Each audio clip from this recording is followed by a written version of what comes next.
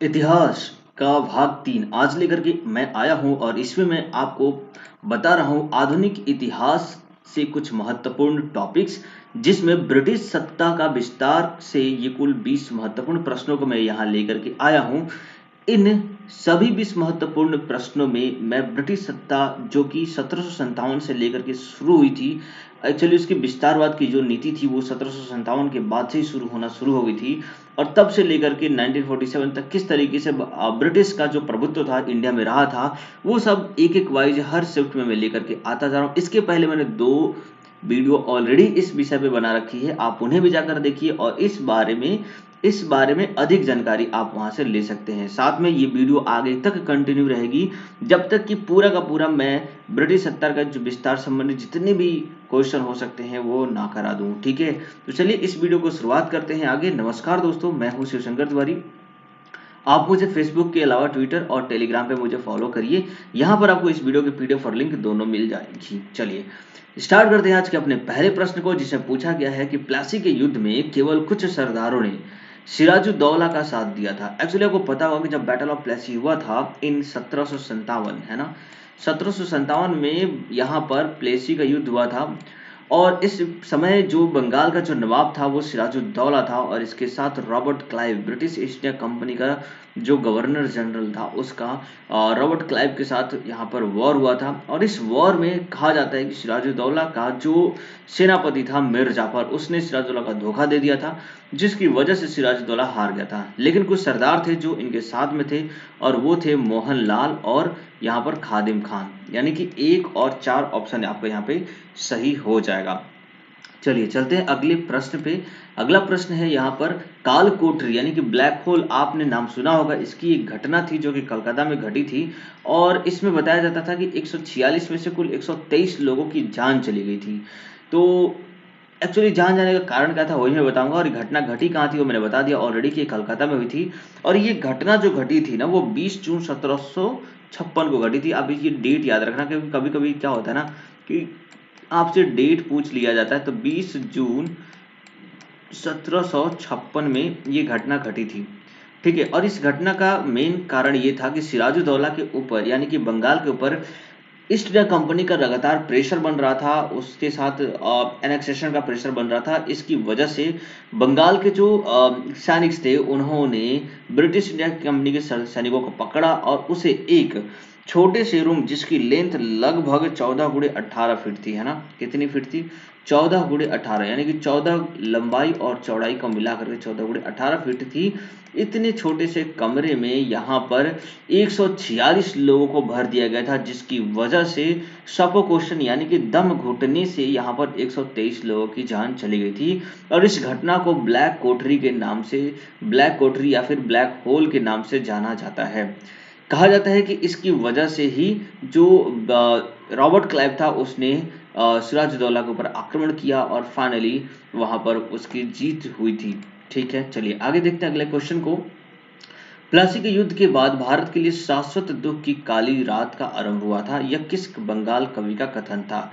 ठीक है, तो डेफिनेटली ये बात बिल्कुल सही थी कि जब से प्लासी का युद्ध हुआ था तब से इंडिया के जो भी रूलर्स थे वो हारना शुरू हुआ और तब से एक एक करके सभी रूलर्स को ब्रिटिश इंडिया कंपनी हराती गई और इस तरीके से ब्रिटिश का जो हुकूमत था वो दिन प्रतिदिन बढ़ता गया और उसने पूरी की पूरी डोमिनेंसी हासिल कर ली थी। तो प्लासी के युद्ध के बाद एक दुखद काली रात हो गई थी हमारे भारत के लिए, ऐसा कहना था नवीन चंद्र सेन जी का। ठीक है, चलिए आगे देखते हैं अगले प्रश्न में, जिसमें बताया गया है कि किस इतिहासकार ने 1765 से 1772 ईस्वी तक कंपनी के राज्यों को द्वैध शासन के काल को डाकुओं का राज्य कहा था। जी बिल्कुल, डाकुओं का राज्य क्यों, कि देखो 1757 में जो हुआ था बैटल ऑफ प्लेसी यानी कि प्लासी का युद्ध हुआ था जिसमें सिराजुद्दौला हार गया था। इस युद्ध के बाद यहाँ पर एक और युद्ध हुआ था 1707 में, वांडीवास का युद्ध हुआ था। ठीक है, और इसके बाद जो एक निर्णायक युद्ध हुआ था 1764 में, बक्सर का युद्ध हुआ था, जिसे आप जानते हैं। बक्सर का युद्ध काफी इंपॉर्टेंट रोल प्ले करता था और यही युद्ध था जो ब्रिटिश ईस्ट इंडिया कंपनी को भारत में पूरी तरीके से डोमिनेंसी हासिल करा दिया था। और इसी ब्रिटिश बक्सर के युद्ध के बाद जो रॉबर्ट क्लाइव था उसने एक संधि की थी, यहाँ पर इलाहाबाद की संधि की थी। और इस इलाहाबाद की संधि जो थी वो 12 अगस्त 1765 को किया गया था। ठीक है, ये डेट याद रखना, 12 अगस्त। ठीक है, 12 अगस्त 1765, ये वाला डेट याद रखना। इस समय भारत में जो है वो रॉबर्ट क्लाइव और यहाँ पर जो सिराजुद्दौला था, क्योंकि ये हार गया था, और अभी जो दिल्ली के जो नवाब थे वो शाह आलम द्वितीय थे, तो उनके साथ यानी company, Robert Clive, Shah Alam द्वितीय और जो कि बिहार के उड़ीसा के दीवान थे उनके साथ यहाँ पर एक संधि हुई थी, जिसके तहत द्वैध शासन को इस्टेब्लिश किया गया था। और केंद्र यानी सेंट्रल एक गवर्नमेंट होगी जिसको ब्रिटिश चलाएगी, और लोकल की जो गवर्नमेंट होगी वो इंडियंस चलाएंगे। और इस बात पे समझौता हुआ था जिसमें बहुत सारी जो पावर्स थी, जो मेजर पावर थी, वो ब्रिटिश गवर्नमेंट के पास थी। और इस तरीके से पूरा का पूरा उनका लूटपाट चलता रहा, और इसलिए के एम पणिकर जी ने इसको एक डाकुओं का राज्य बताया था। ठीक है, चलिए आगे देखते हैं अगले प्रश्न को। सुरक्षा प्रकोष्ठ नीति क्या थी? देखो, सुरक्षा प्रकोष्ठ नीति जो थी वो एक ऐसी नीति थी कि ब्रिटिश की जो ये टेरिटरी है ना, मान लो ब्रिटिश की टेरिटरी इतनी सी है और इस टेरिटरी में ब्रिटिश की हुकूमत है, लेकिन ब्रिटिश गवर्नमेंट क्या थी कि उसने अपने इस टेरिटरी को प्रोटेक्शन देने के लिए अपने आसपास के जितने भी दूसरे नगर हुआ करते थे, दूसरे जो पड़ोसी राज्य हुआ करते थे, उन पड़ोसी राज्यों की भी सुरक्षा मुहैया कराते थे। ये इनके साथ एक संधि करके रखते थे और इनको बताते थे कि हम आपकी सुरक्षा करेंगे। ठीक है, तो इस सुरक्षा मुहैया कराने का मेन मकसद ये था कि अगर कोई फॉरेनर यहाँ पर आकर के इनके ऊपर आक्रमण करेगा तो पहले इनके आसपास के ही इलाकों पे आक्रमण करेगा, और जो ब्रिटिश गवर्नमेंट होगी यानी ईस्ट इंडिया कंपनी जो होगी वो यहीं पर इनके साथ युद्ध करेगी, और जो नुकसान होगा इन पड़ोसी देशों का होगा, इनकी जो मेन टेरिटरी है उसका कोई भी नुकसान नहीं होगा। ठीक है, तो इस तरीके से ये जो सुरक्षा प्रकोष्ठ जो नीति है वो किससे संबंधित है, ये आपको आंसर करना है। तो आपको बता दूं कि ये जो नीति है वो वॉरेन हेस्टिंग से संबंधित है, सुरक्षा प्रकोष्ठ नीति। चलिए आगे देखते हैं अगले प्रश्न पे। यहाँ पे हमारा अगला प्रश्न है, इलाहाबाद की संधि यानी कि 1765 में जो इलाहाबाद की संधि हुई थी, रॉबर्ट क्लाइव ने मुर्शिदाबाद का उपदीवान किसे बना दिया था, है ना? तो ये भी एक बहुत ही महत्वपूर्ण क्वेश्चन है, क्योंकि इलाहाबाद की संधि के बाद वो जो रॉबर्ट क्लाइव था वो मेन पावर अपने पास रखा था और दूसरे दूसरे राजाओं को किसी का उपदीवान वगैरह बना देता था, जो कि उनके द्वारा टैक्स कलेक्शन करके फाइनली यहाँ पर रॉबर्ट क्लाइव के पास पहुंचाया जाता था। तो यहाँ पर इलाहाबाद की संधि में मुर्शिदाबाद का जो उपदीवान था वो बनाया गया था मोहम्मद रजा खान को। ठीक है, चलिए आगे प्रश्न है, निम्नलिखित में से किस भारतीय को रॉबर्ट क्लाइव ने बिहार का नायब दीवान नियुक्त किया था? तो ये जो बिहार के नायब दीवान नियुक्त किए गए थे राजा सीतब राय जो थे।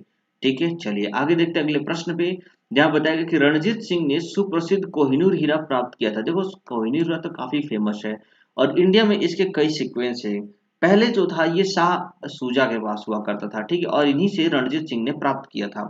ठीक है, तो अब आपको आगे की कहानी भी जाननी चाहिए कि देखो रणजीत सिंह के बाद ये किसके पास गया था। तो रणजीत सिंह के बाद ये जो था गुलाब सिंह जो थे उनके पास गया था। उनके बाद दिलीप सिंह के पास गया था, और दिलीप सिंह के बाद फाइनली ये जो हीरा था वो ब्रिटिश गवर्नमेंट के पास चला गया था।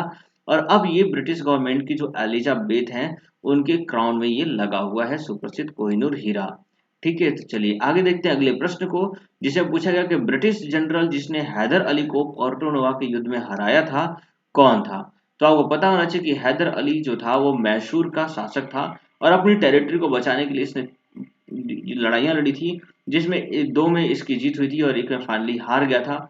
और इसके बाद इसका जो बेटा था जिसका नाम था टीपू सुल्तान, वो भी मैसूर का शासक था, उसने भी अच्छी लड़ाइयाँ लड़ी थी, लेकिन श्रीरंगपट्टनम में उसकी भी हार हो गई थी। तो यहाँ पर जो था सर आयरकुट जो था वो हैदर अली के साथ पोर्टोनोवा में युद्ध किया था।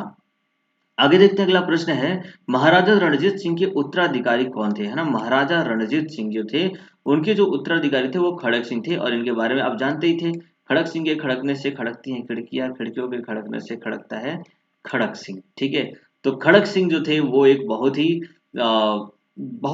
ही महान शासक थे, एक तरी और बहुत ही टॉप लीडर में से थे, और महाराजा रणजीत सिंह जी के ये उत्तराधिकारी थे। ठीक है, अभी तक मैंने आपको कुल 10 प्रश्न करा दिए, और ये सारे क्वेश्चन काफी इंपॉर्टेंट है आपके एग्जाम के लिए। और डेफिनेटली अगर आप इन प्रश्नों को कर पा रहे हैं तो आप प्लीज इस वीडियो को लाइक कर दीजिए और चैनल को सब्सक्राइब करके अपने फ्रेंड के साथ शेयर जरूर करें, इसे बिल्कुल भी ना मिले, इससे हमें मोटिवेशन मिलता है और आपका स्नेह। चलिए देखते हैं आगे कि निम्नलिखित में से कौन सम्मिलित नहीं है। बिल्कुल, लॉर्ड कॉर्नवालिस स्थायी बंदोबस्त की व्यवस्था की थी। बिल्कुल, वेलेस्ली कौन था, सहायक संधि प्रणाली की स्थापना की थी। बिल्कुल, लॉर्ड हेस्टिंग, द्वितीय आंग्ल मराठा युद्ध, बिल्कुल नहीं। द्वितीय आंग्ल मराठा युद्ध जो था वो वारन हेस्टिंग के टाइम पे हुआ था, न कि लॉर्ड हेस्टिंग के टाइम पे। तो ये नाम थोड़े से डिफिकल्ट होते हैं लेकिन काफी इंपॉर्टेंट होते हैं। इन्हें बार बार प्रश्न में पूछा जा सकता है, ऐसे मैचिंग करके दिया जा सकता है, या फिर डायरेक्टली पूछा जा सकता है कि द्वितीय आंग्ल मराठा युद्ध के समय बंगाल का गवर्नर कौन था, तो वॉरेन हेस्टिंग था। ठीक है, और लॉर्ड वेंटिंग जो थे 1829 का 17वां रेगुलेशन एक्ट पारित हुआ था। चलिए आगे देखते हैं, अगले प्रश्न को पूछा गया, किस सिख गुरु ने विद्रोही राजकुमार खुसरो खुसरो की सहायता धन एवं आशीर्वाद से की थी। तो आपको पता होना चाहिए कि गुरु अर्जुन देव ने इनको विद्रोही होने के बावजूद इनकी धन और आशीर्वाद दिया था। ठीक है, चलिए आगे देखते हैं अगले प्रश्न को, सबसे अधिक निर्णायक युद्ध जिसने अंग्रेजों की में भारत के प्रभुत्व को स्थापित करता था, तो वो कौन सा था। तो मैंने बताया था ऑलरेडी कि निर्णायक युद्ध जो साबित हुआ था वो बक्सर का युद्ध हुआ था 1764 में। और इसी युद्ध के बाद बंगाल ईस्ट इंडिया कंपनी का विस्तार हुआ और वो इलाहाबाद की संधि हुई और फाइनली द्वैत शासन का इस्टेब्लिशमेंट हुआ था। आगे देखते हैं अगले प्रश्न को, 1 नवंबर 1858 को महारानी विक्टोरिया घोषणा इलाहाबाद में पढ़कर सुनाया गया था। एक्चुअली 1858 को घोषणा पत्र किस लिए जारी किया गया था, तो आपको पता होना चाहिए कि सन 1857 में भारत का प्रथम स्वतंत्रता संग्राम युद्ध चला था, जिसमें झांसी की रानी लक्ष्मीबाई ने एक बहुत ही लेजेंड रोल प्ले किया था और बहुत सारे ऐसे वीर वाकुरे थे जिन्होंने अंग्रेजों यानी कि ब्रिटिश ईस्ट इंडिया कंपनी की एकदम से मतलब उनको हरा दिया था लगभग, लेकिन फिर भी आप पूरी तरीके से नहीं हो पाया था। और इसके बाद जो ब्रिटिश गवर्नमेंट को लगा कि अब जो है क्राउन के हाथों में पूरी सत्ता होनी चाहिए, और इसलिए एक घोषणा पत्र दिया गया था जिसमें भारतीयों को काफी आश्वासन दिया गया था कि उनके साथ कोई भी गलत व्यवहार नहीं किया जाएगा, उनको काफी अच्छा ट्रीटमेंट दिया जाएगा, टैक्सेस कम की जाएंगी और उनके लिए बहुत सारी फैसिलिटीज प्रोवाइड करी जाएंगी, एजुकेशन, शिक्षा, स्वास्थ्य, सब कुछ के बारे में बात किया गया था यहाँ पर। और ये घोषणा पत्र सुनाया किसने था, तो आपको पता होना चाहिए कि ये घोषणा पत्र लॉर्ड कैनिंग ने सुनाया था यहाँ पर। ठीक है, चलिए आगे देखते हैं अगला प्रश्न को, रणजीत सिंह किस मिसल से संबंधित है। तो ये मिसल जो होता है वो समुदाय होता है, और कौन सा समुदाय था, तो उनका नाम था सुकर चकिया, है ना। तो सुकर चकिया मिसल यानी कि समुदाय से संबंधित है रणजीत सिंह जी। चलिए आगे देखते हैं अगले प्रश्न को, तथाकथित कुशासन के आधार पर किस गवर्नर जनरल ने मैसूर राज्य के प्रशासन को अपने हाथ में ले लिया था। ठीक है, तो कुशासन के आधार पर मैसूर राज्य को अपने हाथ में लेने वाला जो था वो कौन है। देखो क्या था ना कि एक वहां पर नीति लाई गई थी किसके द्वारा, तो लॉर्ड हेस्टिंग के द्वारा, जो थी क्या कि उस नीति के अकॉर्डिंग जो था राज्यों को अपने साथ मिलाने की नीति थी। ठीक है, और इस तरीके से राज्यों में अगर किसी भी तरह का ऐसा प्रोविजन लगता था, जो ब्रिटिश गवर्नर जनरल थे तो वो क्या करते थे, राज्यों को अपने में मिला लेते थे, और इस तरीके की नीति जो था वो वॉरेन हेस्टिंग के द्वारा लेकर के आई गई थी। चलिए आगे देखते हैं अगले प्रश्न को, जिसे पूछा गया किसने अपनी राजधानी मुर्शिदाबाद से मुंगेर स्थापित कर ली थी। ठीक है ना, तो पहले राजधानी मुर्शिदाबाद थी, अब मुंगेर हो गई, तो ये करने वाला कौन था, तो ये था मीर कासिम, बंगाल का नवाब, जिसको थोड़े से समय के लिए बंगाल का नवाब बनाया गया था। चलिए आगे देखते हैं, किसकी समाधि कारण नंदेड़ गुरुद्वारा सिखों द्वारा पवित्र माना जाता है। तो नंदेड़ गुरुद्वारा जो था वो गुरु गोविंद सिंह जी का एक समाधि स्थल है और इसलिए काफी पवित्र माना जाता है। आगे देखते हैं अगला प्रश्न है, बक्सर के युद्ध 1764 में दिल्ली का शासक कौन था। तो आपको पता होना चाहिए कि उसमें जो दिल्ली का शासक था वो शाह आलम द्वितीय था। बाद में अंग्रेजों ने इनको पकड़ करके रंगून भेज दिया था, बर्मा, जो कि आज का म्यांमार है, और वहां पर इनकी जान चली गई थी। ठीक है, आगे देखते हैं अगले प्रश्न में, पूछा गया है टीपू सुल्तान अंग्रेजों के साथ युद्ध में कब मारा गया था। ठीक है, तो टीपू सुल्तान जो था वो अंग्रेजों के साथ मारा गया था, श्रीरंगपट्टनम की संधि हुई थी जब वो मारा गया था। तो आपको पता होना चाहिए कि जब श्रीरंगपट्टनम की संधि हुई थी उसके पहले वो 1799 में जो है वो उसकी मृत्यु हो गई थी और वो मारा गया था। तो इस तरीके से आपने कुल 20 प्रश्न किए। उम्मीद करता हूँ ये सारे महत्वपूर्ण प्रश्न आपको अच्छे लगे होंगे, और thanks for watching till the end of this video अगर अच्छा लगा है तो please like, share and subscribe करना बिल्कुल नहीं भूलें। आप इसको जितना ज्यादा लाइक करेंगे हमारा मोटिवेशन बढ़ेगा, और आपके लिए काफी अच्छे ऐसे ही प्रश्नों को मैं लेकर के आता रहूंगा डे बाय डे। न सिर्फ हमने यहाँ पर इतिहास, बल्कि इतिहास के अलावा भूगोल और पॉलिटिक्स संबंधित प्रश्न, और विज्ञान में हमने जीव विज्ञान हो गया, फिजिक्स यानी कि भौतिकी, और रसायन विज्ञान के भी सभी महत्वपूर्ण टॉपिक के ऊपर ऐसे ही प्रश्नों को मैं लेकर के आ रहा हूं। उन सभी प्रश्नों के लिए मैंने लिंक ऑलरेडी दे रखा है, यहाँ पर आप किसी पर भी क्लिक करके देख लीजिए। साथ में यहाँ पर आई बटन में क्लिक करिए मेरा जीके का रोज एक हर रोज सेशन देखने के लिए, जिसमें मैंने स्टार्टिंग जीके काफी इंपॉर्टेंट प्रश्नों को भी करा रखा है। तो ये सब कुछ आपको यहाँ पर एक ही चैनल पर प्रोवाइड होने वाला है, इसलिए please please please and subscribe करना बिल्कुल नहीं भूलें। आपका दिन शुभ रहे। जय हिंद, जय भारत।